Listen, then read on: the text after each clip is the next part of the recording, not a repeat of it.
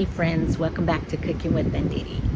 Today I'm going to do something that I very seldom do, and that is I'm going to bake a cake for you. But not just any cake, and actually it's for my oldest son. Today's his birthday. So I'm going to share how I bake this cake. We usually like to go out to eat, but I don't know if you've noticed the prices to food when you eat out. So I'm going to try my hand at making J. Alexander's delicious, very best chocolate cake. It's really dense. It's kind of like a chocolate pound cake, I think. Maybe just a little bit lighter than a pound cake. And it doesn't have a thick frosting over it. It's just a shiny glaze. And then they heat it up and top it with vanilla ice cream and some chocolate syrup. So I'm going to try my hand at that today. And one reason why I don't do a lot of baking on camera is because baking is like a science, and so sometimes you mess up. So we're going to try our hand at it today, all right? That's the fun thing about being a home cook, is to get in the kitchen and just try. If you remember, I said I started this channel so that my children, when I'm long gone, hopefully my maker allows me to live a long time, but when I'm gone and my kids are thinking about foods that I used to make for them, they can go to my YouTube channel, which my oldest does now. He's 28 today, so I'm making his birthday cake. Let's go. All right, this is the actual J. Alexander's very best chocolate cake that I had at a previous dinner there. Here are the ingredients, and you can find the recipe in the description. Now, you're supposed to use buttermilk, but I was all out, so I'm going to make some. All you need is your milk and about a tablespoon or two of some white vinegar, and set it aside until you're ready to use it. All right, I've added the cake flour. I use cake flour and salt to a bowl. And I'm going to add some baking powder. And I usually add about 1 teaspoon. If you notice, I'm checking the date. That's very important when you're baking a cake. If your ingredients are expired, it can possibly have a negative effect on the end result of your cake. So always make sure that your ingredients are not expired. Your baking powder and baking soda. And you saw me use 2 scoops of this. I could not find my teaspoon, so I had a half a teaspoon. That's why you saw me put 2. So there's 1 teaspoon. That's why you saw me put 2. So there's 1 teaspoon of baking powder. And now I'm going to add the baking soda. As you can see, I'm checking the date and it's good. So it's, 1/2 teaspoon of baking soda.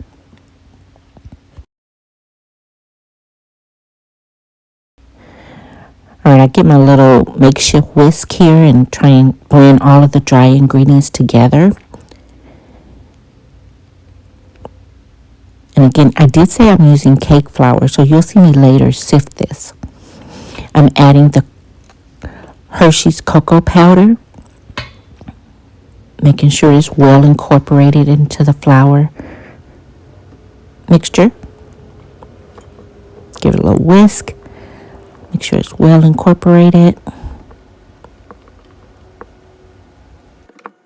All right, in my stand mixture, I'm going to go on and add my unsalted butter. I know some people have asked if you can use margarine. I'm not saying you can't. I'm just saying I never do. I use real butter. And in this cake, I'm only using 2 sticks of butter and about 4 ounces of Philadelphia cream cheese. Gave it a little whisk till it's nice and soft, blended together. Now I'm adding my granulated sugar and my brown sugar. I'm taking my little spatula and try and mix it just a little bit so that when I turn this handstand on, sugar won't go flying every which way. Make sure you scrape the bottom of your bowl.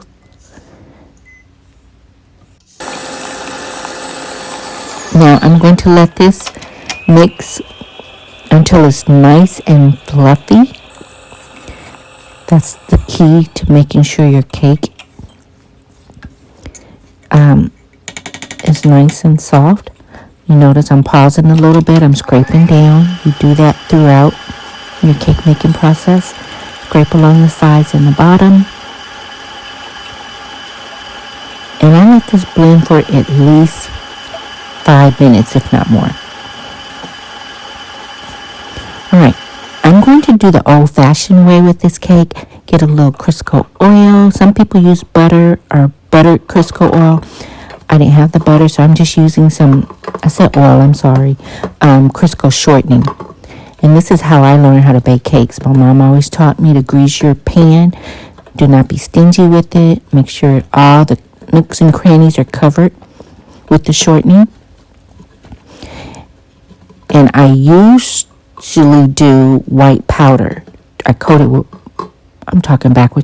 with white flour. Because this is a chocolate cake, I don't want any white streaks on it. So I'm going to coat it with the cocoa powder. And that was probably 2 tablespoons. And this is an option. You don't have to use the cocoa powder. You can use white flour. And the reason I didn't use Baker's Joy or a spray version is because I didn't want my cake to be spotted or too dark. And I notice sometimes that happens when I use the Baker's Joy. All right, now I'm ready to sift my dry ingredients together. And I'll do a little bit at a time. I just use this handheld sifter. I have an old-fashioned one somewhere from my mom, but I'm going to use this today.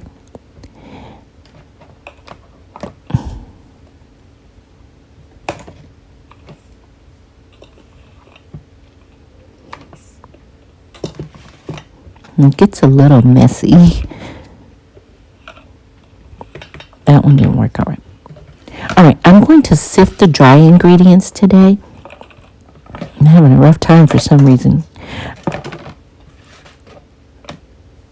I do a little bit at a time. You can use this kind of sifter, a handheld sifter, or if you have that old-fashioned one. I have one of those too. I just didn't feel like fooling with it today. But you want to sift your flour.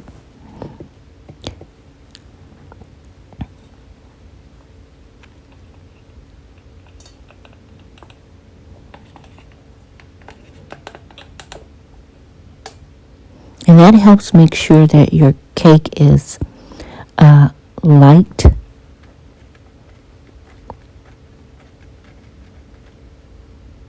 Now, some people have asked, do you always have to sift your cake flour? I always do, and if I'm not mistaken, I believe the box tells us to sift it as well. You notice I didn't use those little balls.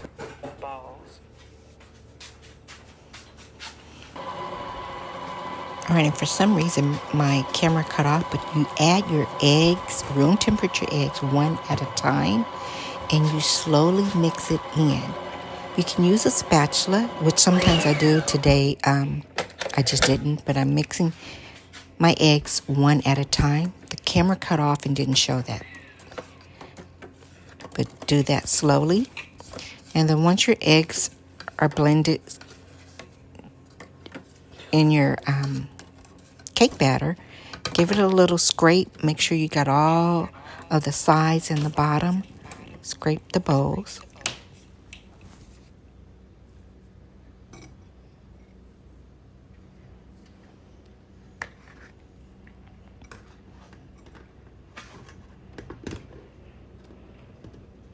Now I'm adding the cocoa powder and flour by thirds. I was always taught to add your flour and liquid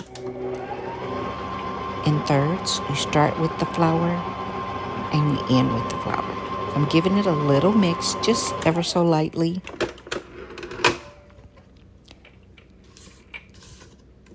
I'm using a lot of caution to make sure I'm not over mixing. That's why when I turn my hand stand on, I put it on low. Scrape down the sides. It doesn't have to be well incorporated just yet, but just give it a little mix. Now I'm ready to add my liquids. I have my homemade buttermilk. I'm going to add my vanilla flavoring. This is 1 teaspoon right now. And I do a little more than that, 1. So about 3 teaspoons of vanilla flavoring. Here's my lightly warmed hot coffee. It's about 1/4 of a cup. And that's just going to raise the depths of your chocolate. Give it a little stir. And I don't know what it is, but it's a cultural thing to tap everything 2 times, whatever you're using. I'm pouring it in by thirds. Give it a little stir with my spatula.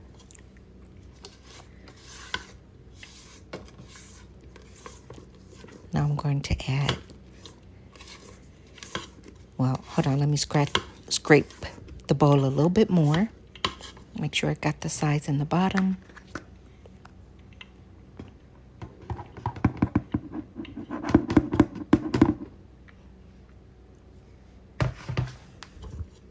I'm adding a little more of the flour and cocoa powder mixture. Again, using my spatula, give it a little stir.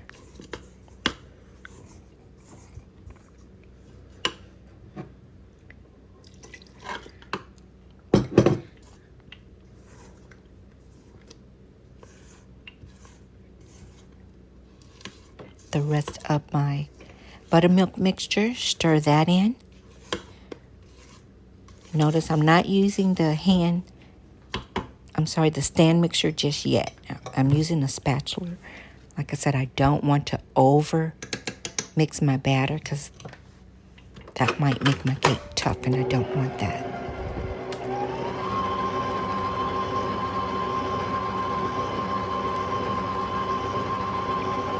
Now I'll use my I keep saying my stand mixer. Give it a little stir on low. Mix it just a little.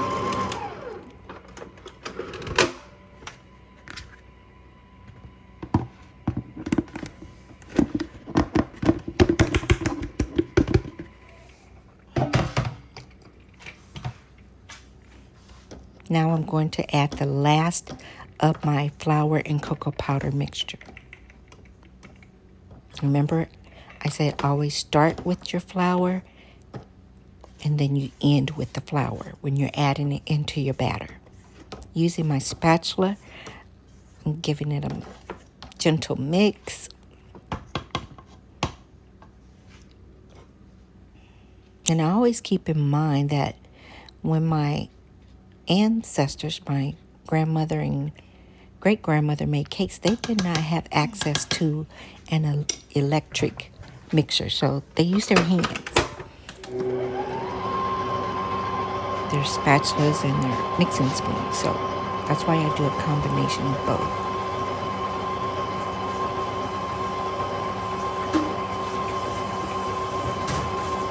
Now I'm going to mix for the final time.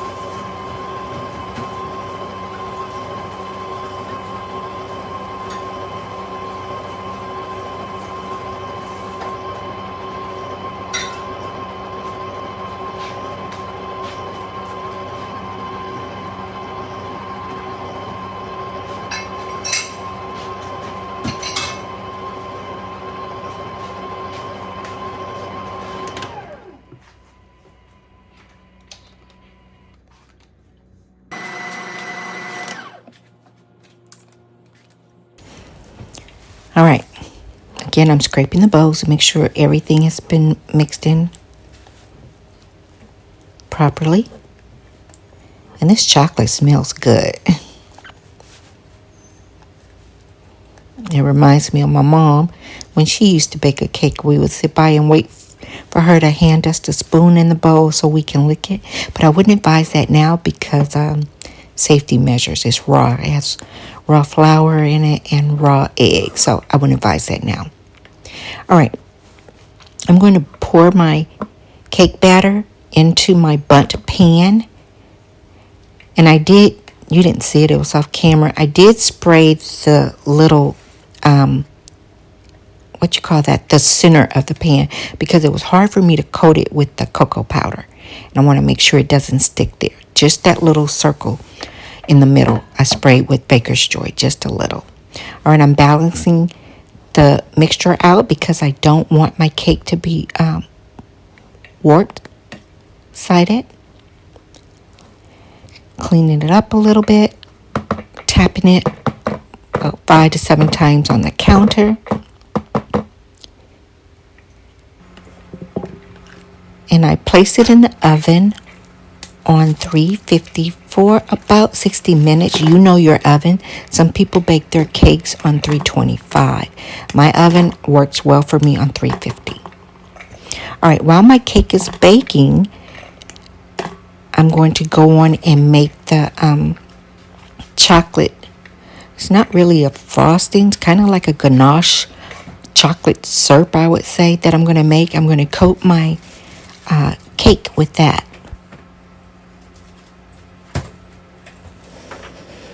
I didn't have just plain semi-sweet chocolate or sweet chocolate.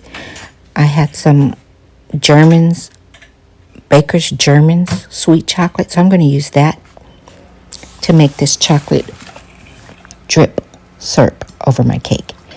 I'm using about 1 cup of boiling hot water. That's going to go on and help melt my chocolate pieces.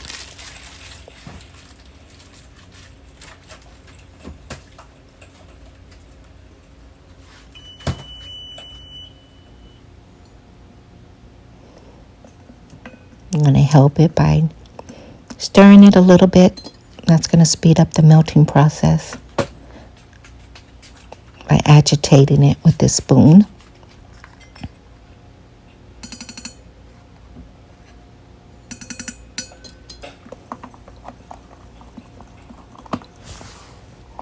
All right, I added just a little more chocolate cocoa powder to go with it, to add a little more depth to the chocolate flavor, since I used the Baker's German chocolate. All right, I added 1 teaspoon of vanilla flavoring to it. Give it a little stir. Just a dash or so, about maybe 1/4 teaspoon of some salt.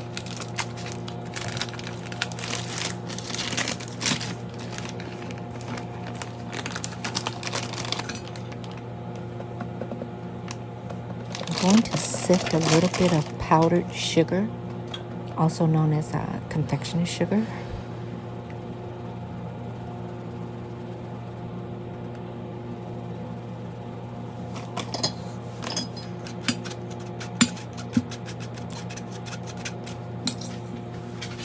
I'm only going to use, I would say that might be 2/3 cups of the powdered sugar that I'm using. I don't want this chocolate syrup to be too thick. If you ever go to J. Alexander's restaurant and you order their very best chocolate cake, it doesn't have a thick layer of chocolate frosting. It looks like it was just lightly brushed with the chocolate syrup. So that's what I'm doing with mine.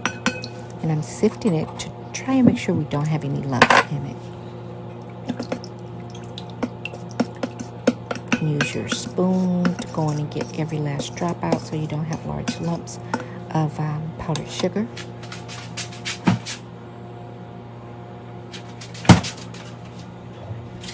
But I'll go on and take care of that in a minute. I'm adding a little bit of cream cheese and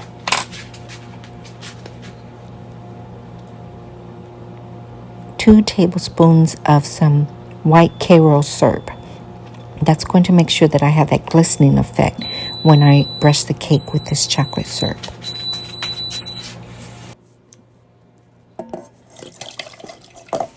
All right, so that I can get this blended well, or as best as I can, I'm going to go on and add it to my stand mixture and blend it on high.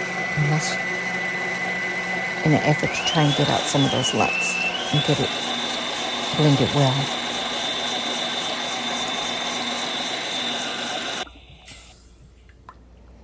All right, you can still see some of the lumps, and that's kind of bothersome to me.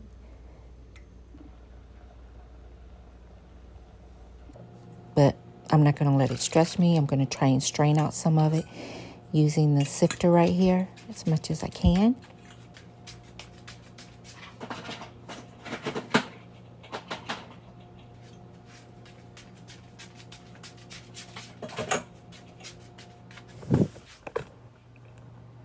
All right, and there's my chocolate cake. I let it cool in the pan 10 minutes. Then I flipped it out, no problems. It's kind of dark, and that's because of the cocoa powder I used to coat the pan. Now I'm brushing my chocolate syrup. I call it my chocolate drip because it's dripping, it's not thick. But it gives it a nice sheen, and it adds a little bit more chocolate flavor to your cake.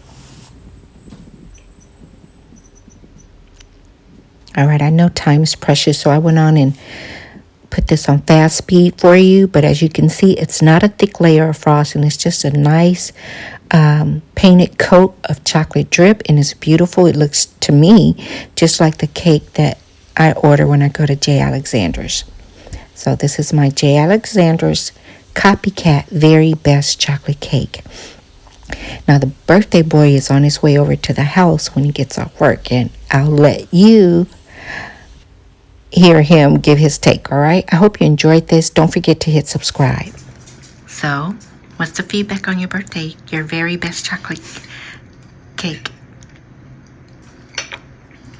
Cake is very moist and succulent, if that's the right word. All right, well, happy birthday to you. And